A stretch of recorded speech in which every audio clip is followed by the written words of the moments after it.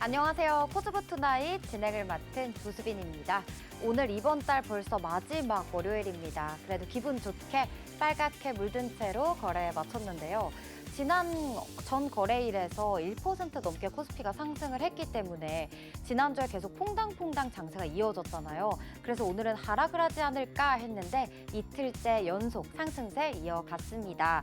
다만 안심을 하기에는 우리가 환율 문제도 있고요. 또 이번 주 FOMC 회의도 기다리고 있습니다. 금리에 대한 우려감 이 부분도 놓지 말고 또 주요 기업들의 실적 발표까지 많이 기다리고 있으니까요. 이 부분들 챙겨가시길 바랄게요. 그럼 이번 주 계속해서 좋은 흐름 이어갈 수 있을지 저희 코스브 투나잇과 함께 하시면서 꼼꼼하게 대응 전략 세워가시길 바랄게요.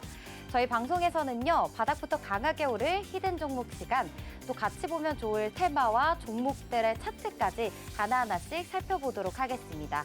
또 종목 상담 필요하신 분들은요, 오늘도 종목 상담 창구 활짝 열려 있습니다.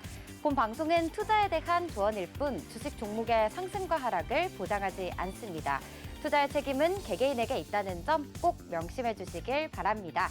저희 종목 상담 필요하신 분들은요, 노란 톡방 들어오시면 되는데요. 하단에 번호가 나가고 있습니다. 026007-8335번으로 전화 주셔서 종목명과 매수가 비중 말씀해 주시면 저희가 친절한 상담 도와드리도록 하겠습니다.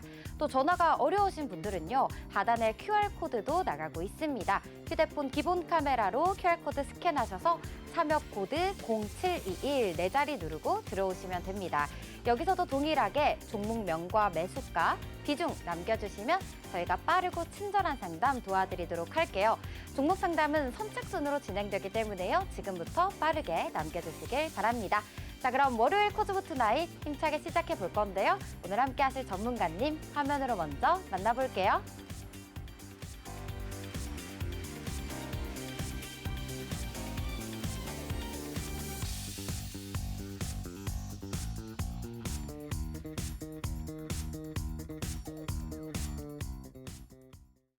네, 오늘 이번 주의 시작을 책임져 주실 인성 전문가님 모셔보겠습니다. 전문가님 안녕하세요. 네, 안녕하세요. 네, 오늘 일단 장 마감 시황부터 빠르게 보고 오도록 할게요. 네. 오늘 코스피, 코스닥 마감 지수 상황 보도록 하겠습니다. 일단 그래도 2,700포인트 돌파 바로 앞전에 이렇게 거래 마쳤습니다. 2,687포인트에 오늘 장을 마쳤고요. 또 코스닥은 뒤로 갈수록 힘이 더 강했어요. 869포인트, 일중 거의 고점에 거래 마쳤습니다. 수급 포인트 확인해 보도록 하겠습니다. 오늘 거래소에서 외인과 기관, 동반 매수세 강하게 들어왔습니다. 외국인의 수급 지수 강하게 견인했는데요. 또 외국인이 오늘 제조업 그리고 화학업종의 사자세가 집중된 모습이 특징이었습니다. 코스닥 보도록 하겠습니다. 코스닥 역시 외인과 기관의 동반 매수세 나타났고요. 외국인이 제조업종, 일반 전기전자, 화학업종, 2차 전지주들을 중심으로 매수세 나타났습니다. 기관 역시 840억 원 매수세 나타났습니다. 자, 종목들 흐름들 이어서 보도록 할게요. 일단 금요일 간밤 미증시가 빅테크들 실적이 좋았다. 뭐 알파벳이라든지 마이크로소프트 이렇게 실적이 좋게 나오면서 반도체 관련주들 오늘 우리 장에서도 초반에는 강했습니다. SK 하이닉스 역시 장 초반에 강했지만 상승분을 계속 반납하더니 결국 1%대 하락한 채로 마쳤고요. 삼성전자는 보합권의 거래를 마쳤습니다. 오늘 반도체 투톱 모두 외국인 팔자세 나타난 점 특징이었는데요. 또 2차 전지주들 쪽으로 이제 외국인의 수급이 들어오면서 반등세 나타났습니다. 오늘 일단 SK 이노베이션의 실적 발표가 나왔죠. 고유가의 영업이익이 67%나 껑충 뛰었다. 다만 이제 배터리 쪽은 아쉽지만 4분기에 흑자 전환이 기대가 된다라는 얘기가 나오면서 SK 이노베이션 5%대 상승했고요. 관련주들 LG 에너지 솔루션 1.75% 올랐고요. 또 삼성 SDI도 빨간불 켰습니다. 또 관련해서 리튬도 오늘 2년 만에 최고가를 기록을 하면서 리튬 관련주들도 오늘 상승했습니다. 포스코홀딩스, EM플러스 등등이 올랐는데요. 자, 다음 이어서 코스닥도 한번 보도록 할게요. 코스닥 오늘 에코프로 BM 상승해줬습니다. 다만 에코프로는 보합권에 장을 마쳤어요. 오늘 또 이제 제가 아까 앞서서 말씀드린 리튬 가격이 아니라요. 정정하겠습니다. 구리 가격이 2년 만에 최고 기록을 기록하면서 이제 구리 전선 전력 설비 관련주들이 상승을 했습니다. 오늘 일단 재룡 산업이 코스닥에서 가장 눈에 띄었는데요. 26%대 상승하면서 장을 마쳤지만 또 시간 외에서 1%대 하락세 나타난 점이 특징이었고요. 그리고 리튬 같은 경우는 이제 포스코홀딩스하고 효성중공업이 다음 달에 칠레를 방문할 것이다라는 소식이 전해졌습니다. 그 이유는 이 리튬을 확보하기 위해서라는 얘기가 나오면서 관련주들이 상승을 했습니다. 그리고 오늘 삼성전기가 실적 발표를 했었죠. 1분기가 시장 전망을 뛰어넘었다. 그리고 또 이제 유리기판 관련해서 공급망 구축에 박차를 가하고 있다라고 하면서요. 독일 관련 기업 그리고 또 캠트로닉스랑 기술 협약을 체결한다는 소식이 오늘 나왔습니다. 이와 관련해서 캠트로닉스가 오늘 굉장히 갭 띄우면서 강하게 상승세를 나타냈지만 또 시간외에서는 1%대 하락한 점도 특징이었습니다. 그리고 또 일정을 하나 체크를 해드릴게요. 다음 달에 아랍에미리트 대통령 방한 예정이 있는데요. 그때 이제 수주 관련된 보따리들을 많이 들고 오지 않을까. 이게 이제 방산 관련주 쪽일지 아니면 원자력 관련주일지 이제 좀 나뉘는데요. 오늘은 원자력 관련주들이 이 기대감을 안고 상승세 나타난 점까지 이렇게 정리해 보도록 하겠습니다. 일단 오늘 너무 흐름이 좋았기 때문에 전문가님 이번 주 오늘 같은 흐름 계속 이어질 수 있을까요? 어려울 수도 있습니다. 아, 왜죠? 지난주에 보셔서 아시죠? 네. 월요일, 수요일, 금요일은 제가 여러분들 만나는 날이죠. 그런데 화요일, 목요일 날은 우리 밑지윤 전문가님이 나오시는 날이다 보니까 이게 양과 음의 조화를 이루다 보니 장세가 아이고. 좀 어렵지 않았나라는 위트까지 네. 한번 전달드리도록 할 수 있을 것 같고요. 자, 오늘 같은 경우는 시장이 좋았습니다만 내일도 지속적으로 이어질 수 있느냐라는 질문을 주신다면 첫 번째 키포인트는 바로 아직 남은 빅테크 기업들의 실적 발표가 끝나지 않았다라는 겁니다. 그로 인해서 변동성이 나타나는 박스권의 장세를 그릴 가능성이 있기 때문에 지속적인 상승을 보여줄 수 있는 구리 관련주 네. 그리고 상승한 이후에 조정을 받고 그 조정 가격 구간에 있는 유리기판 관련주들은 지속적인 변동성이 나올 가능성이 있기 때문에 주의하시는 게 좋으실 거라고 설명을 드리며 한 가지 더 지금 종목들 설명을 주실 때 그런 얘기들을 주셨어요. 시간외에서 1%가량, 1% 정도 상승 하락했다라는 말씀을 주셨는데 네. 시간외에서 거래 대금이 얼만큼 붙었는지 보다 중요한 것은 퍼센테이지입니다. 퍼센트가 1% 이내에서 움직였었던 종목이라면 그 다음날 시장에 큰 여파가 없을 수 있다라고 생각을 하시는데 거래 대금이 붙으면서 1% 이상의 상승 혹은 하락이 나오게 되면 그 종목은 그 다음날 그만큼의 여파를 받을 가능성이 있다라는 것. 보통은 그렇게 생각들을 많이 합니다. 거래 대금이 그러면 얼마 정도 터져 있어야 상승과 하락분을 반영받을 것이냐? 2시간이죠. 4시부터 6시까지 2시간 동안 총 몇 번입니까?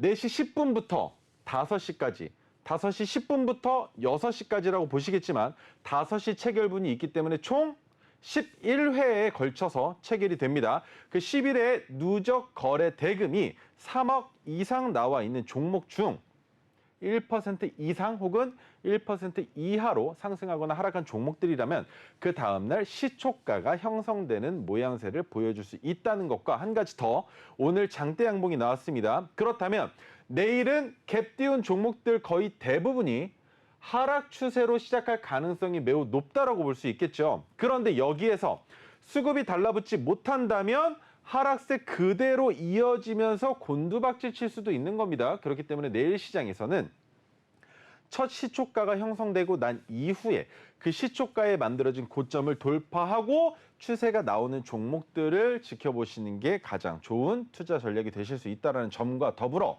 내일도 구리 관련주 그리고 유리기판 관련주는 관심 갖고 보셔야 됩니다. 그리고 반도체 관련주들보다도 먼저 선반영 받았어야 되는데 뒤로 밀려져 있는 제약바이오주들도 신경 쓰셔야 되고요. 그리고 마지막으로 한 종목 더 있습니다. 원전 관련주. 우리나라 총선 제가 오늘 자료에 가지고 나왔는데 우리나라 무엇 때문에 신재생과 원전이 갈렸었느냐. 총선의 결과로 인해서 갈렸었습니다. 왜? 의석수가 어느 쪽으로 많이 포진되느냐에 따라서 서로 가져가고자 했었던 정책의 수단이 달랐기 때문이죠. 하지만 신재생 에너지 쪽으로 수급이 쏠리면서 원자력, 원전 관련주들이 낙폭이 심화가 됐었는데 그 심화된 사이에서 잡았던 종목 어떤 거 있는지까지 제가 오늘 설명을 드리도록 하겠습니다. 네. 일단 전문가님께서 내일 구리 관련주 그리고 유리기판 관련주들 주의하긴 해야 되지만 내일도 지속적인 관심 필요하다라는 의견 주셨고요. 또 여기에 우리가 놓치면 안 될 테마들 제약바이오와 또 원전 관련주까지 이따 자세히 또 원전 관련주는 설명해 주신다고 하니까요. 채널 끝까지 고정해 주시기 바랍니다. 그럼 전문가님 이번 주에 굉장히 빅 이벤트가 있잖아요. 네. 바로 FOMC 회의. 네. 이 부분에 대해서는 금리를 동결할 거다 아니면 뭐 금리가 떨어질 거다 인하할 거다 뭐 이런 어떤 의견을 가지고 계신지 궁금해요. 제 생각에는 네. 지금 인플레이션에 대한 내용들 때문에 비둘기적인 발언은 안 나올 것 같아요. 아 그래요. 예, 네. 계속적으로 매파적인 발언들이 나올 거라고 생각을 하고 있고 솔직히 네. 이쯤 되면 뭐라고 하던 네. 파월 의장이 뭐라고 하던 네. 우리나라 시장에서는 먼저 주가가 올라가고 FOMC가 열리면 위험할 수 있겠다. 네. 다음 날까지 끌고 가면 위험할 수 있겠다라고 판단할 수 있을 거고 우리나라 시장이 하락해서 장이 끝난다면 미국장에서 비둘기적 발언이 나와서 금리 인하에 대한 내용이 가시화가 된다고 했을 때 더 큰 상승을 볼 수 있기 때문에 보유 의견으로 종가 베팅으로도 진행할 수 있다. 그런데 하락하는 장세에서 종가 베팅을 진행을 했는데 비둘기적 발언이 아닌 매파적 발언이 나온다면 어떻게 될 것이냐. 그래도 네. 그 자리 그대로 시작할 가능성이 매우 높다라는 겁니다. 네. 이미 우리나라 시장은 FOMC 때문에 영향을 받을 것이다, 영향권에 들어올 수 있을 것이다라는 생각으로 음봉으로 마감을 했을 가능성에 대한 말씀을 드리는 거예요. 네네. 그렇기 때문에 양봉이 나오는지 아니면 음봉으로 장을 마감하고 FOMC를 기다리는 그런 시기가 될 것인지를 네. 한번 판단을 해보자라는 겁니다. 그러면 FOMC 결과가 나오기 전날에 그 캔들이 중요하겠네요. 뭐 전날의 음봉이 캔들이 나오는지. 가장 중요하죠. 그리고 네. 지금 시장에서 가장 중요한 건 네네. 우상향하는 것처럼 보여지실 겁니다. 그런데 문제가 되는 건 코스피는 괜찮아요. 10조 가까이 나오니까. 그런데 네. 코스닥 지금 거래 대금이 너무 부족합니다. 네. 그래요. 네. 거래 대금이 지금 7조 5천밖에 안 나오는데 이거 가지고 안 됩니다. 코스닥 기준으로 거래 대금이 못 나와도 8조 5천 이상이 나와줘야 순환이 돌아간다. 라고 생각을 하셔야 되기 때문에 지금 시장은 거래대금 없는 양봉이 나오고 있다. 이거 시장에 투자하고 있는 투자자들이 그렇게 많지 않다라는 겁니다. 개인 투자자들은 어찌 보면 투기성인 목적을 띠면서 매매를 진행하실 수 있겠죠. 하지만 실질적으로 거래대금을 만들어내는 주체가 되는 건 네. 외국인이 으뜸입니다. 그 다음 기관이 되겠죠. 그리고 나서 개인 투자자들인데 지금 시장은 외국인들이 입맛을 다실 만한 내용들이 나타나고 있지 않기 때문에 거래대금이 조금 부족한 상황을 연출하고 있다는 것 기억해 주셨으면 좋겠고 한 가지 더 네. 코스피 차트 먼저 한번 보여드리겠습니다. 코스피 같은 경우에는 2655.28포인트를 5거래일 이상 상단에서 머물러 줘야 상승 추세로 이어질 수 있다는 설명을 드렸는데 지금 다시 한번 기회를 노리고 있습니다. 그렇기 때문에 거래대금이 10조 이상 나오고 있다라고 설명을 드릴 수 있는 거고 그렇다면 코스닥은 왜 상승했다가 하락했는데 어느 자리를 넘어야 되느냐? 890.06포인트 위로 넘어가야 됩니다. 그런데 지금 위치를 보니 과거부터 지금까지 계속적인 박스를 그리는 구간에 또 머무르게 됐어요. 그러면 이 구간에서 내가 물량을 태워서 개별 종목을 매수했을 때 지수가 도와주지 않으면 어떻게 되겠습니까? 덩달아 하락하겠죠. 그 하락하는 매도세를 외국인들이 받아주는 경우가 있었나요? 없습니다. 한 번도 없었습니다. 왜 없었느냐? 외국인들은 손절해야 될 때는 손절입니다. 추가 매수 안 합니다. 하지만 외국인들이 추가 매수하는 경우는 언제냐? 주가를 올려야 되는데 너무 급하게 올리면 내가 위로 사게 되는 경우가 있으니 내가 원하는 만큼의 물량을 살 때까지는 추세가 하락하게끔 매수세를 집어넣지 않는다는 겁니다. 그리고 개인 투자자들의 매수세가 들어오는 걸 보유한 물량으로 위에 매도벽을 만들어서 올라가다가 멈춰지는 구간, 롤러코스터라는 표현들을 많이 쓰는데 올라가다가 멈춰지는 구간에서 매도벽을 만듭니다. 그러면 외국인 입장에서는 팔리면 차익 실현, 안 팔리면 내려올 때 다시 추가 매수해서 물량을 늘려내고 그 다음에 시세를 만들면서 익절한다라는 것. 그렇기 때문에 그 익절 자리는 어디가 된다? 롤러코스터를 만들었던 그 자리를 넘기면서 익절을 하기 때문에 이해가 되시죠? 그래서 외국인들이 매수를 할 때는 따라가도 괜찮지만 연속성을 지켜보셔야 된다는 겁니다. 보통은 퐁당퐁당 지난주 월요일날 상승, 화요일날 하락, 수요일날 상승, 목요일날 하락, 금요일날 상승을 했죠. 그런데 외국인들이 퐁당퐁당으로 산 종목도 있고요. 반대로 5거래일 연속으로 매수한 종목도 있습니다. 그 종목들이 어떤 식으로 시장에 반영받을 것이냐라는 걸 봤을 때 지수가 안 좋을 때도 매집을 했다라는 건 뉴스가 있다라고 보겠죠. 그렇다면 그 뉴스를 내보내면서 수급을 불러일으키고 매도를 하겠죠. 오늘 장세 매우 좋았지 않습니까? 네. 그런데 그 장세가 내일도 이어질 수 있을 것이다 라고 보기엔 지속성을 부여할 만한 의미를 찾아보기 힘들다라는 거예요. 그래서 내일은 하락할 수도 있다. 하지만 갭을 얼만큼 띄울 수 있을지 모르겠지만 미국 시장이 어떻게 끝나는지에 따라서 우리나라가 따라갈 가능성은 분명히 있을 수 있다. 하지만 이 거래를 연속으로 상승을 하게 될 경우에 그만큼 외국인들의 차익 실현 매물들이 쏟아지는 형국이 될 텐데 그 물량을 받아내는 개인들이 위로 매수하는 경우는 거의 없기 때문에 내일 상승하게 될 경우에는 수요일 날은 하락할 가능성이 더 높아진다라고 생각하시면 될 것 같습니다. 네, 지금 코스피보다는 코스닥이 조금 더 거래 대금이 부족해서 약간 불안한 상태이다라는 의견 주셨고요. 그리고 꼭 우리가 체크해야 할 부분이 외국인이 매수세가 들어왔는데 이게 꼭 연속적인지 그 부분을 꼭 체크하시는 게 중요할 것 같다라는 의견까지 주셨습니다. 또 전문가님께서 시간 외에서는 그 1% 미만의 상승과 하락이면 다음 날에 크게 영향을 받지 않을 것이다라는 의견도 주셨는데요. 저희가 방송 전에 얘기했던 종목 있잖아요. 모바일 어플라이언스가 네네. 오늘 또 시간외에서 9%대 상승을 했잖아요. 자율주행 관련해서. 그럼 내일도 이 종목은 갭 상승할 가능성이 큰가요? 어떻게 바라보면 좋을까요? 모바일 어플라이언스는 이슈가 있죠. 네. 일론 머스크가 중국에 갔다.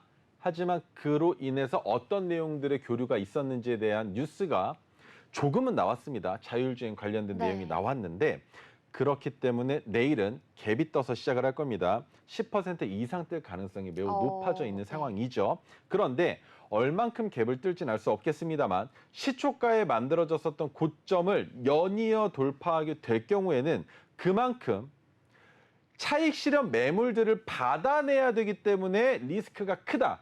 하지만 그럼에도 불구하고 지속적인 상승이 나온다면 네. 그 종목 내일 상한가까지도 도달할 수 있는 그래요. 이슈라는 거예요. 오, 그럼 오전장을 잘 체크해 봐야겠네요. 오전장 잘 보셔야 됩니다. 네. 내일 자율주행 관련된 종목 중 모바일 어플라이언스 외에도 많이 있어요. 네. 그런데 모바일 어플라이언스가 대장의 역할을 해줄지 아니면 다른 종목이 더 빠른 수급과 상승을 불러일으킬지는 알 수 없기 때문에 내일 9시 30분 정도면 판가름이 나지 않을까 싶네요. 네. 알겠습니다. 중요한 또 힌트까지 얻어갔습니다. 자율주행 테마까지 알차게 지금 얘기를 해봤는데요. 이제 다음 시간으로 넘어가 보겠습니다. 드디어 종목 상담 시간인데요. 내 포트폴리오에 고민이 많다 하시는 분들은요. 저희 지금 종목 상담 창구 활짝 열려 있습니다. 상단에 번호 나가고 있고요. 위 번호로 전화 주셔서 종목명과 매수가, 비중, 또 고민 남겨주시면 빠른 상담 도와드리도록 할 거고요. 전화가 어려우신 분들은요. 또 하단에 QR코드도 나가고 있습니다. 스캔하셔서 노란 톡방 들어오셔서요. 매수가 그리고 종목명 비중 남겨주시면 됩니다. 자, 그럼 첫 번째 사연입니다. 지금 문자로 들어와 있는 사연부터 진행해 보도록 할게요. 종목명 한화솔루션이고요. 37,400원 매수가이시고요. 15% 들고 계신다고 합니다. 오늘 종가 상황 같이 보도록 할게요. 지금 손실 중이신 거죠, 시청자님? 26,300원인데 그래도 오늘 13%나 강하게 올라줬기 때문에 더 올라갈 수 있지 않을까 하는 지금 기대감으로 기다리고 계신 것 같아요. 지금 1분기 실적이 오늘 발표가 된 걸로 알고 있습니다. 그런데 부진한 실적 속에서도 오늘 굉장히 급등했어요. 13%나 올랐는데 그 이유는 이제 이 한화솔루션의 대표이사가 2달 만에 회사 주식 1,000주를 추가 매수했다라는 소식에 이렇게 주가가 강했는데요. 이제 태양광 사업의 앞으로 성장성을 기대하고 있다 이런 얘기들이 나오고 있어요. 오늘 굉장히 장대 양봉 그려줬습니다. 지금 이 차트를 좀 더 멀리서 제가 봤을 때에는 주가가 좀 바닥에 있는 것 같았거든요. 그리고 또 이동평균선도 역배열인 걸로 제가 확인을 했는데 전문가님께서는 어떻게 보고 계시나요? 비슷하기는 합니다. 비슷하기는 해요. 그런데 네. 자, 좀 차트를 늘려놨습니다. 하나솔루션의 적정 주가로 볼 수 있는 건 이 마지막 단에 있는 가격 아래 구간이에요. 얼마? 37,000원 단이죠. 그런데 37,400원이시면 본전 오셨을 때 매도하시는 게 맞습니다. 추가 매수 의견 드릴 수 있지만 하나솔루션 최근에 가스의 가격이 올라가고 있다는 내용도 있고 그 외에도 신재생 에너지와 관련된 내용들이 있지만 상승을 보여주기 위한 차트를 그리기 이전까지는 어떤 움직임이 나올지 알 수 없다는 거 꼭 주의하셔야 됩니다. 자, 그러면 장기 차트 말고 우리 2년 반의 차트만 한번 볼까요? 제가 가장 많이 보는 거 뭡니까? 600일 차트죠? 600일 차트 보면서 설명을 한번 드려보겠습니다. 가장 중요한 핵심으로 볼 수 있는 거, 뭐야? 23,000원 찍은 날짜가 언제야부터 확인을 하셔야겠죠. 왜? 600일, 2년 반 동안의 가장 낮은 가격을 그렸었던 날짜니까. 언제입니까? 지난주 금요일이죠. 그러면 하나솔루션의 주가는 얼마 동안 횡보가 나올 것이다? 3개월 동안은 움직임이 매우 둔화될 수 있다. 하지만 이슈가 가십화되면서 주가가 올라간다면 내 본전에서는 무슨 일이 있어도 나오셔야 된다는 겁니다. 왜? 상승을 보여주다가 하락 추세로 지속적으로 연이어내고 있었던 상황이었죠. 지금 핑크색 지지선이 어떻게 하락하고 있는지 그림을 따라 그리고 있는데 보이시나요? 계단식으로 계속 내려오고 있단 말입니다. 그런데 이 자리에서 이슈가 떴다고 주가가 올라간다? 그러면 잘 보십시오. 이 구간은요. 이 구간에서는 안 올라갔나요? 여기서는 안 올라갔습니까? 올라갔다라는 겁니다. 그렇다면 지금 나오고 있는 가격은요. 지금 나오고 있는 가격에서도 마찬가지로 봐야 되는 거 아니겠습니까? 반짝 반등하고 주가가 이탈할 수도 있다라는 겁니다.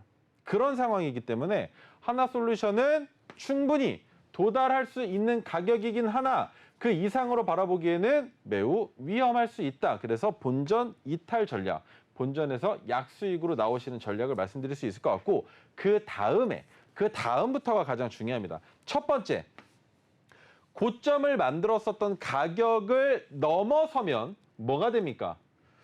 여기가 1차 상승인가라고 볼 수 있겠지만 이곳에서 넘어가야 여기가 2차고 1차가 되는 겁니다. 그렇다면 그 다음에 눌릴 때 23,000원을 이탈하지 않으면 뭐가 되겠습니까?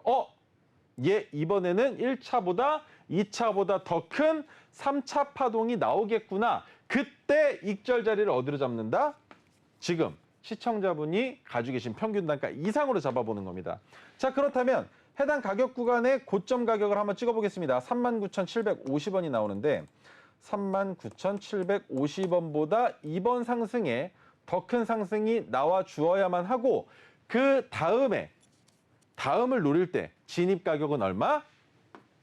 23,000원을 손절 가격으로 잡으시고 25,000원 아랫단에서 진입해보는 겁니다. 왜?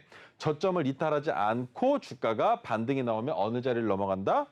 이번에 넘어가는 39,700원보다 더 큰 상승이 나올 거니까. 하지만 이 모든 전제 조건은 이번 상승이 끝나지 않아야 하며 한 가지 더 바닥 찍었으니 올라갈 때 39,750원을 넘었다 내려와야 된다는 것. 그것만 기억하신다면 다음 상황에서 수익을 낼 수 있는 방법이 된다는 겁니다. 꼭 기억하셔야 돼요. 한 번에 진입해서 수익을 왕창 가져가겠다가 아니라 상승 추세로 전환되는 거 확인하고 들어가셔야 된다는 겁니다. 자, 과거 시점에서 비슷한 사례가 있는지 한번 볼까요? 이 자리겠죠. 지속적으로 하락을 하면서 이 자리 넘어갔어야 되는데 못 넘어갔고요. 또 넘어가야 되는데 못 넘어갔죠. 그런데 이 자리가 1차가 되기 위해 필요한 건 뭐다? 2차 상승이었다라는 거. 그죠? 그런데 2차 상승이 나왔음에도 불구하고 그 자리에서 못 넘어갔으니 3차는 없었다라는 거죠. 자, 그렇다면 이 자리와 동일시 보려면 지금 위치에서 어느 자리를 넘어야 되겠습니까? 바로 39,750원이 되는 겁니다. 여기를 1차로 만들기 위해선 더 큰 상승이 나오면서 2차가 돼야 되겠죠. 어디와 동일하게? 해당 위치와 비슷하게 말입니다. 그렇기 때문에 하나솔루션은 보유하셔라. 하지만 큰 기대 안 하고 기다리셔야 본전까지 올 것이다라는 것 기억해 주셨으면 좋겠습니다. 네, 이상입니다. 하나솔루션 일단은 목표가를 일단 37,000원대로 본전에 오시면 약수익 정도 챙기시고 탈출하는 거를 추천해 주셨습니다. 그런데 이제 39,750원을 뚫고 강한 상승을 나타낸다면 그때는 이제 그 이상 평단가 이상 39,750원으로 목표가를 잡아봐도 좋고 또 그때 새롭게 진입하게 되신다면 25,000원대에 새롭게 진입해도 좋을 것 같다라는 의견까지 주셨습니다. 자, 그럼 다음 사연으로 또 빠르게 넘어가 보도록 할게요. 다음 사연은 종목명 흥구석유고요. 매수가 17,100원, 비중 10%라고 하십니다. 흥구석유 오늘 석유 관련주들이 테마가 다 하락을 했어요. 11%나 흥구석유도 크게 밀렸습니다. 17,000원대 가지고 계시면은 손실 중이실 것 같은데요. 일단은 중동 리스크가 완화가 됐고 또 여기에 오늘 이 테마가 사실 크게 하락한 이유는 바로 이스라엘과 팔레스타인 그 하마스의 휴전 가능성이 있다라는 이런 소식에 관련주들이 많이 떨어졌어요. 이거 말고도 한국석유도 오늘 많이 떨어졌고 또 방산 관련주들도 하락을 했는데요. 한번 차트 같이 보도록 할게요. 흥구석유의 차트입니다. 지금 보시면 그래도 최근에 뭐 고유가다 뭐 이런 식으로 하면서 전쟁 관련해가지고 이제 조금 흐름이 좋았었어요. 19,100원대까지 올라갔었었네요. 17,000원대에 들어가셨는데 지금 오늘 보시면 그래도 이렇게 떨어져서 개파락한 상태로 끝이 났고 역시나 또 이렇게 종가도 밑에서 끝을 맺었습니다. 석유주들 최근에 시장에서 많이 이슈가 됐었기 때문에 보유 중이신 분들 꽤 계실 것 같아요. 그래서 지금 이런 또 갑자기 중동 전쟁 얘기가 없고 뭐 휴전 가능성에 막 이렇게 갑자기 떨어지니까 다들 걱정 많이 되실 것 같은데 흥구석유 일단 이분 어떻게 하시는 게 좋을까요, 전문가님? 두 가지 방법이 있습니다. 곡해하지 말고 들어주세요. 첫 번째, 13,050원이라는 가격을 짧게 보여드릴게요. 자, 600일 차트를 보고 설명을 드리겠습니다. 13,050원이 파란색 지지선입니다. 그런데 13,050원을 이 거래일 이탈한다라는 건 추세가 하락 추세로 전환된다라는 겁니다. 언제처럼, 이때처럼, 또 언제처럼, 이때처럼, 이번에는요, 마찬가지가 나올 수 있다라는 겁니다. 그렇다면 선택하셔야 되는 건 두 가지. 이탈할 때 손절할 것이냐, 아니면 검은색 지지선인 8,350원에서 동일 비중으로 추가 매수해서 평균 단가를 13,000원대까지 낮춰놓고 본전에서 나올 것이냐. 두 가지의 기로예요. 그런데 저라면 국제 정세와 밀접한 관련성이 있는 흥구석유를 8,000원대까지 내려올 때까지 기다리는 게 아니라 손절하고 여기에서 손절한 물량과 추가 매수 물량을 같이 들어갈 겁니다. 그렇게 해서 13,000원에서 익절하고 나올 것 같아요. 그러면 손절한 거는 올라가면서 다시 이 자리에 팔았기 때문에 본전 해지죠. 그러면 추가 매수로 들어가는 물량은 고스란히 수익이라는 겁니다. 이해가 되세요? 왜 이런 설명을 드리느냐? 그게 가장 중요하실 건데 이것만 보시면 됩니다. 다른 거 볼 필요 없고요. 과연 흥구석유의 적정 주가가 얼마냐라는 거죠. 제가 해외 선물 쪽에 투자를 감행했었던 시기가 있었습니다. 2000년대 초반, 2019년, 이 정도쯤에 2020년, 2019년쯤인데 그때 왜 해외 선물을 했었느냐? WTI. 국제 유가의 변동성이 매우 커졌었고 한 가지 더. 아람코의 상장에 대한 이슈가 있었어요. 그래서 이거 국제유가 한번 난리 나겠는데? 라는 생각이 들어서 매매를 했었습니다. 그런데 그때 당시에 흥구석유의 주가가 어디냐라는 걸 보자는 거죠. 얼마입니까? 아무리 봐도 적정 주가가 8,350원 아랫단이죠. 그런데 최근에 주가가 많이 올라간 이유는 국제 정세에 대한 이슈들이 지속적으로 나오고 있기 때문 전쟁과 관련된 이슈들 그리고 또 뭐가 있었습니까? 해운사들에게 피치 못할 사정을 만들어줬었던 뭐가 있었나요?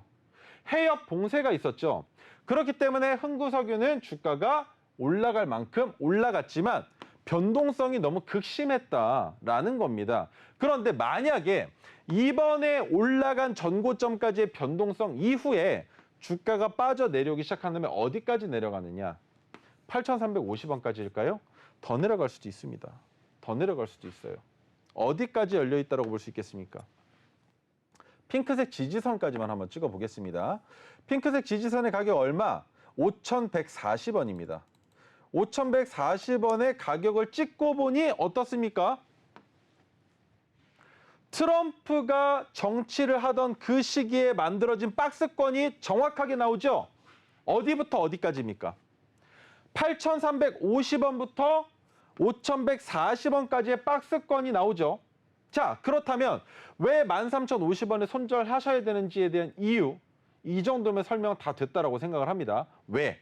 내려오면 8,350원에 매수하면 내려가도 8,350원까지는 온다라는 겁니다. 무슨 일이 있어도. 왜?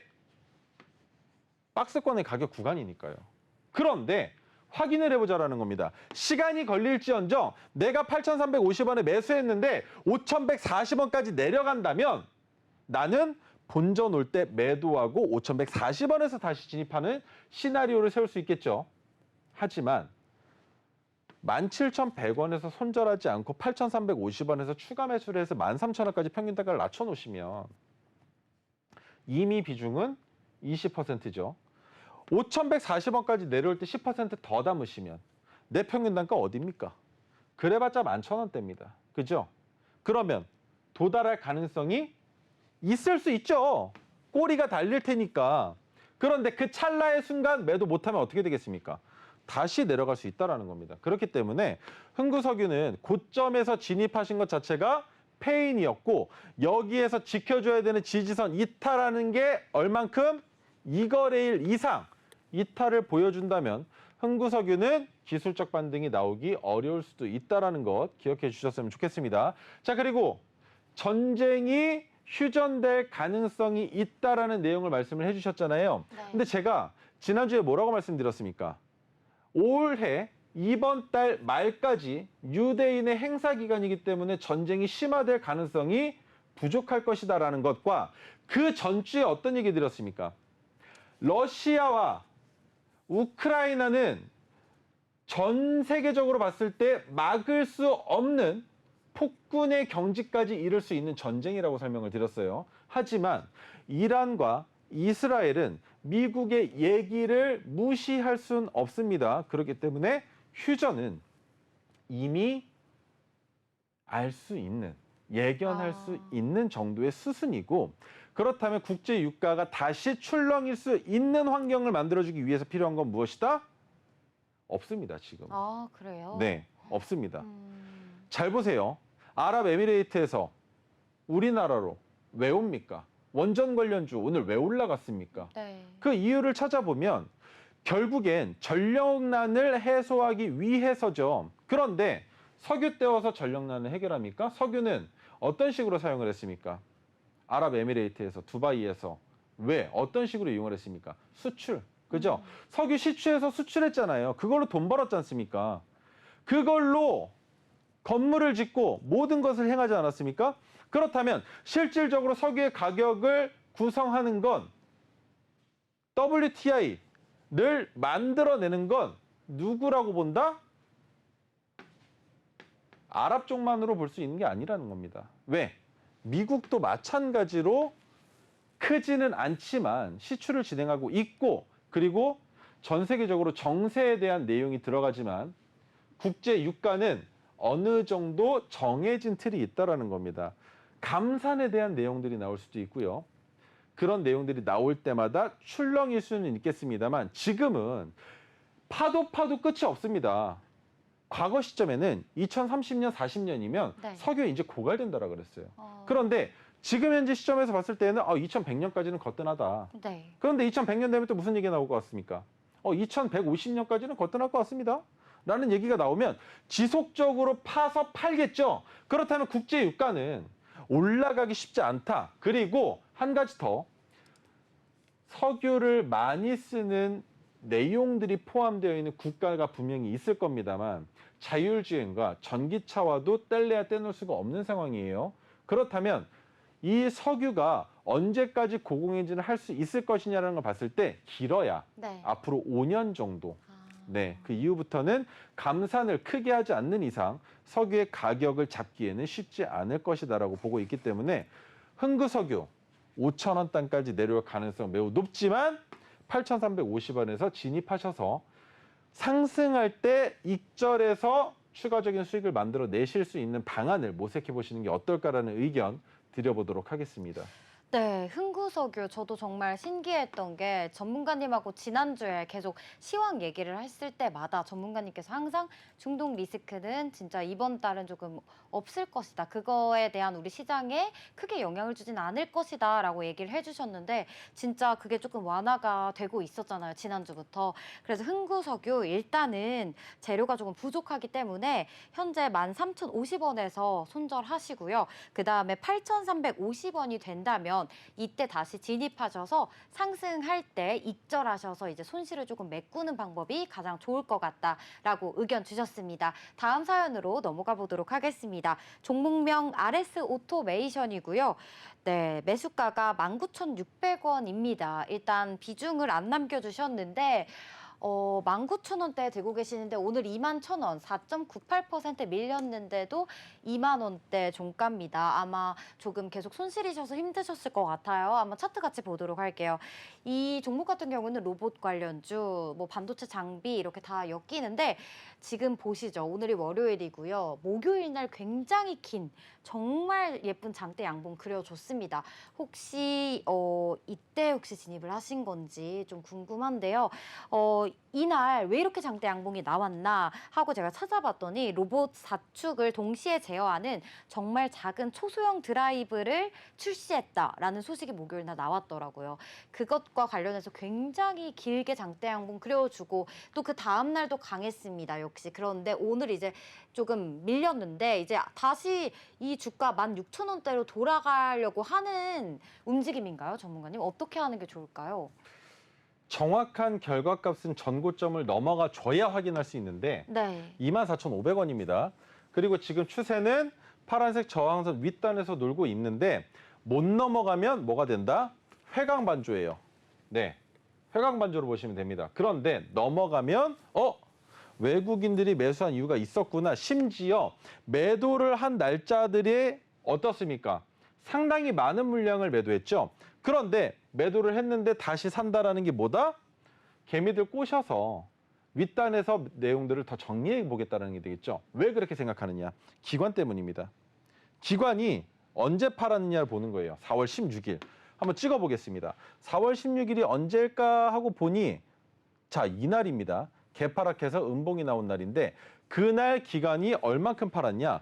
상당히 많은 물량이 출회됐습니다. 그 다음 날도 10%가량의 물량의 출회가 지속적으로 이어졌는데 외국인들은 그때 뭘 했다? 매수했다라는 겁니다. 그런데 그 매수 물량이 이 거래일에 걸쳐서 많이 나갔는데 또 담았다라는 건 둘 중 하나예요. 파란색 저항선 이탈시키지 않고 주가 반등을 보여주거나 아니면 오늘 장세가 좋았음에도 불구하고 지수를 따라가지 못하는 움직임이 나왔다라는 건 조금 쉬어가겠다. 자, 그렇다면 가려져 있으니까 안 보였으니까 보여드리겠습니다. 뭘 볼 것 같으신가요? 거래대금이죠. 자, 거래대금 보니까 이거 뭐야? 거래대금을 잘 이쁘게 줄이고 있네요. 자, 그렇다면 이쁘게 줄이고 있는 상황에서 파란색 저항선의 가격 보겠습니다. 자, 파란색 저항선의 가격은 19,390원입니다. 잘 기억하세요. 19,600원의 평균 단가를 가지고 계셔서 아직까지는 수익권이시겠지만 지금 절반 정도 익절을 하실 수 있다면 익절하시는 게 좋습니다. 내일 1%가량 하락해서 시작한다는 건 이미 나와져 있는 내용인데 왜 절반이라도 팔라고 말씀을 드리느냐. 그래야 19,390원을 이거래일째 이탈하는 날 완벽하게 손절 처리를 하면서 상기할 수 있는데 지금 익절하지 않으신다면 내려갈 때 어떻게 된다?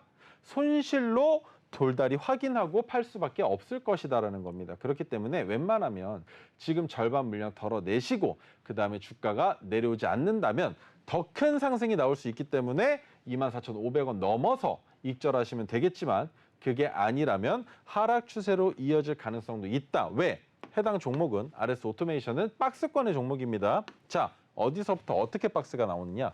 이렇게 보시면 돼요. 그렇기 때문에 이 박스권에서 우리가 살아남기 위해서는 매집하는 가격을 아랫단으로 잡아야만 되는 종목이라는 겁니다. 얼마 이하로 잡아야 된다? 15,000원 아래로 잡는 게 가장 중요한 종목이다라는 것 기억하시면서 이번에는 내일 시초가의 절반 익절하시고 24,500원을 넘어갈 건지 아니면 19,390원 아래로 이 거래일 이상 이탈할 건지 지켜보시면서 시나리오를 구상해 보시는 건 어떨까라는 의견 드려보도록 하겠습니다.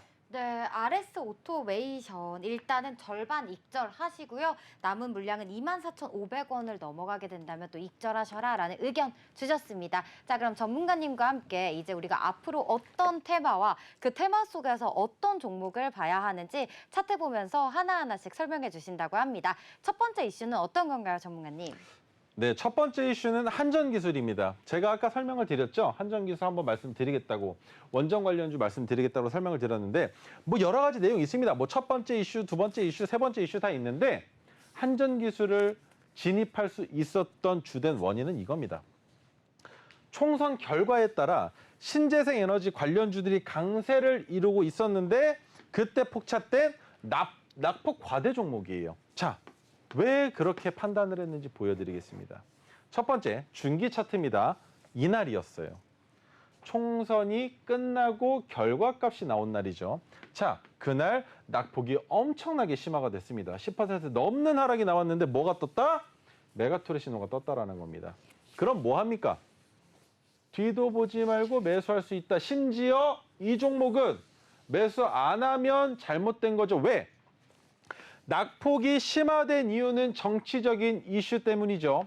그런데 그 정치적인 이슈는 언제든 사그라들기 마련입니다. 그렇다면 하락한 만큼 회복할 가능성이 매우 높다.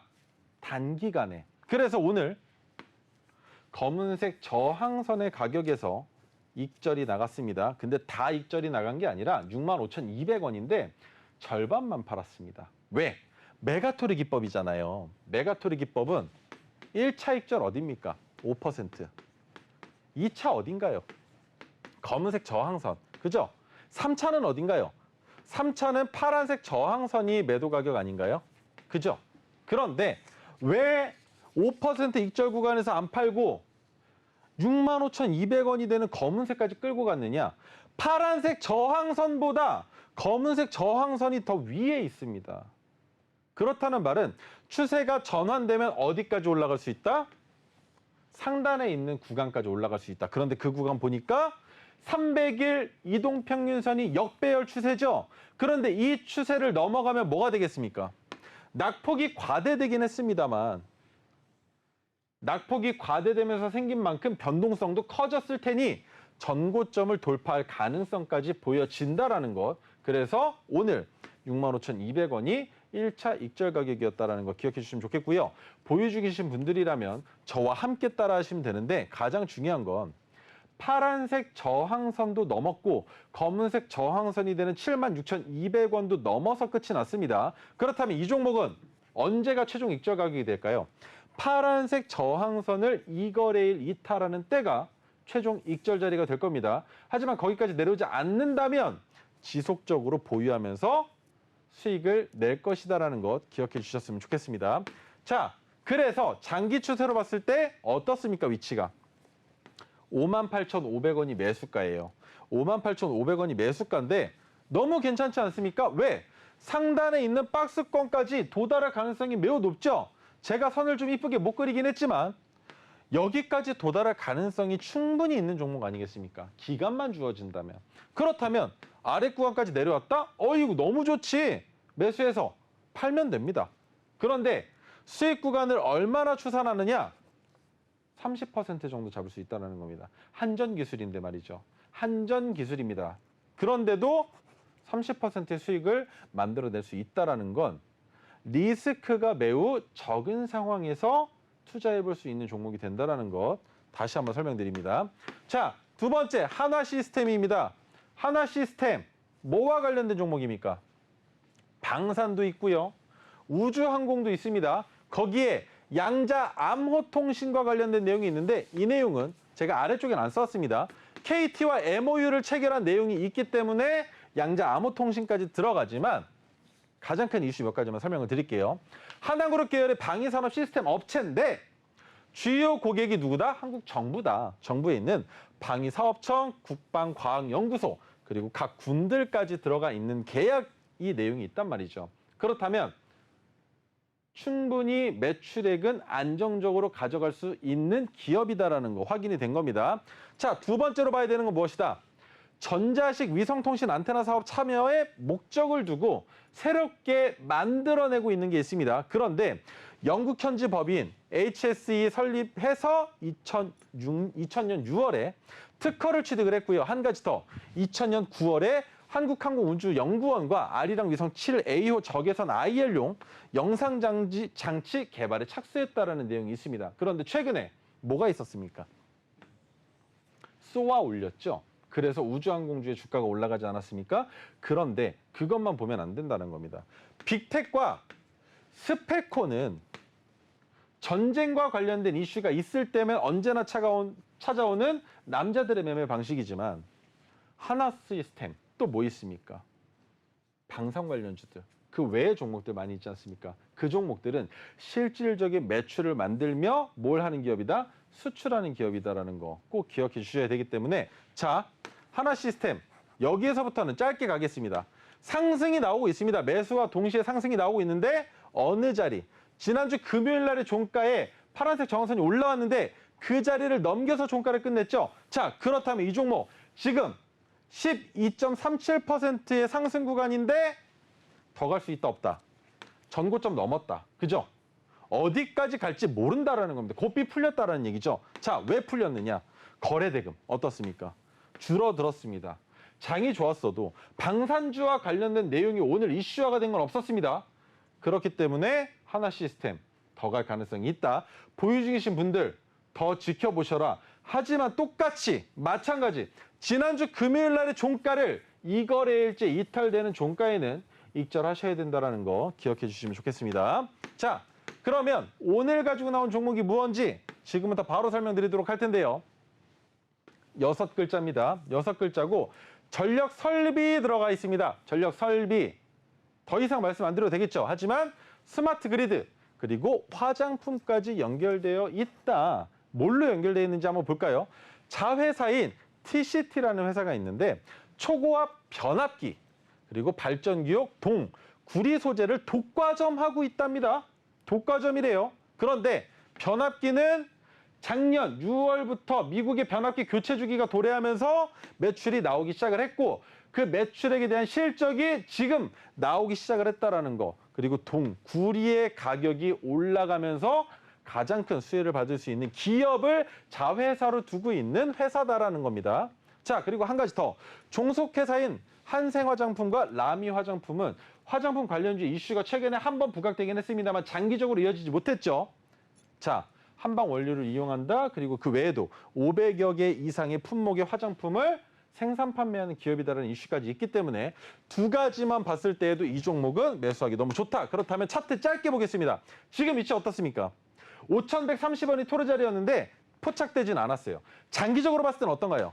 상승하지 못한다면 추가 매수해서 충분히 탈출할 수 있는 기업이기 때문에 걱정하지 않고 진입해도 괜찮다라고 생각을 하겠습니다. 네, 저희 코저보 투나잇에서 준비한 내용은 여기까지입니다. 본 방송은 투자에 대한 조언일 뿐 주식 종목의 상승과 하락을 보장하지 않습니다. 투자의 책임은 개인에게 있다는 점 꼭 명심해 두시길 바랍니다. 그럼 저희는 내일 또 이 시간에 찾아뵙도록 하겠습니다. 지금까지 시청해주신 여러분 고맙습니다.